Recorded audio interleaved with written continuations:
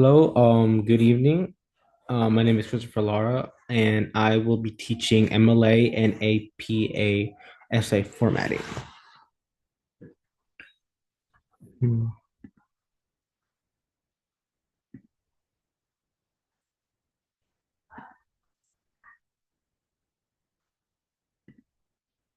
Okay, so this right here is an example of um what not to do when you're making an MLA format. Um, Obviously, you can see this isn't right. Obviously. And this is just a small example. This is just an example of what you're not supposed to do. And I'll show you the difference between comparison. Now, this is my work of an essay I did a while back from a professor of mine. And this is how you're supposed to do it. The font is always going to be New Times Roman, and it's going to be a letter would be size 12, and it has to be double spaced. And is the format is name, the professor's name, or your teacher's name, however, or doctor, PhD, whatever they have. The course, which would be the English 1101 Composition and Rhetorics, and the date. And on the top right corner would be the page number, which is to be number one, and then my last name right next to it. And on top right here in the center would be is the title. And as you see, here's a paragraph right here. And then here's another paragraph and so on and so forth. As you see, every page would have a page number with my last name showing that, this is my work and etc. And doing so, when it comes to MLA format, you always have to have your reference sheet. um and reference sheet, which would be one page by itself, where it says, where you got your information, what is it called, and who are the writers or the authors of the documentation, and their link to you can go get them yourselves. As for mine, my essay was self-delusion of unbiased opinions. And mine was a lot about racism, not just certainly racism, but unbiased opinion about certain behaviors by certain individuals of certain color, certain backgrounds. And for um, one of, I'm gonna show you an example right here. Um, where could I find one? It says right here, in this one, it says, quote unquote, harming firm value and performances. Another one is that if diversity were efficient, firms would have adopted by now, and lack of supply of quality minority candidates, which is where I got some information based off of this website right here. Economic analysis for diversity. It would take you to the website, which is should be shown up anytime soon.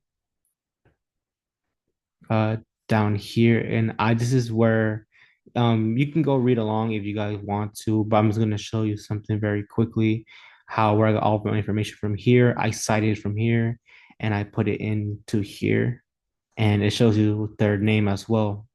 Michael Barzua and Gideon Parko Malaj, and it says right here are their names, and the title economic analysis of board diversity is right there. Now, with that being said, comparison to an incorrect MLA format, the page numbers right there is just the person's name, and there's no professor's name or any like saying, oh, there's a course I'm taking, and then here goes the date. It's always supposed to be on the left side, and as you see, is not double spaced, is this font, and although it's 12, it's not Roman and is not double spaced. Okay. Now, here is an example of an APA. I personally have never made one myself. However, I've got this from the web. And this is how you're supposed to write an APA. Here it is right here. You see, this is an example from a teacher's perspective on they graded on someone's APA. And here says it's their name, the the Department of English, the course, and the university or school they went to. Here goes their note, their name, and what they do, and so on and so forth. And here's the abstract, which is basically the big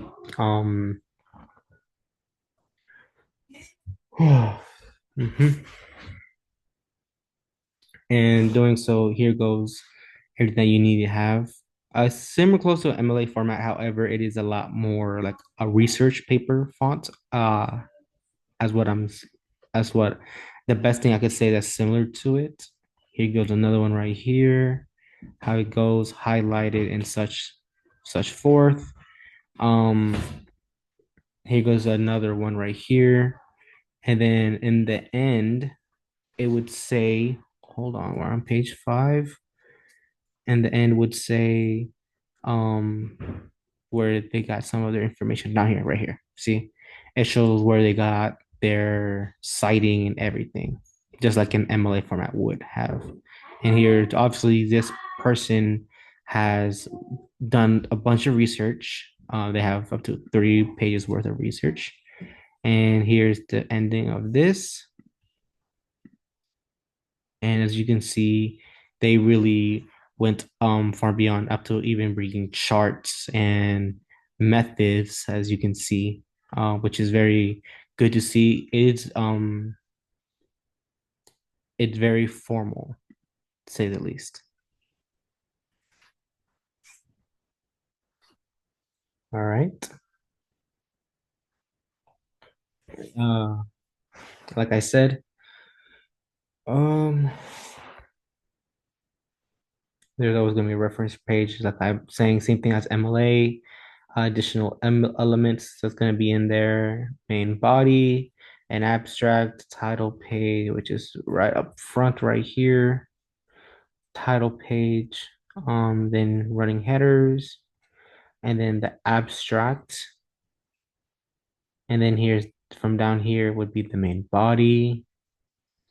He can start talking about what he's learning, what he's research been done about, and so on and so forth. And as you see in just an MLA, it has their page number right here as well, but they don't have their last name. And as it goes on, it shows on like, the structure of how the main body was made and then their analysis. And then as they go on their to the main body, the beginning, middle, and then the end. Here goes their methods and materials. And it goes on, and here goes his charts. There's another chart right there. This table, a continuation of the previous page. There it goes. As you see, uh it is not, I don't believe it's Roman numeral, but it is double spaced.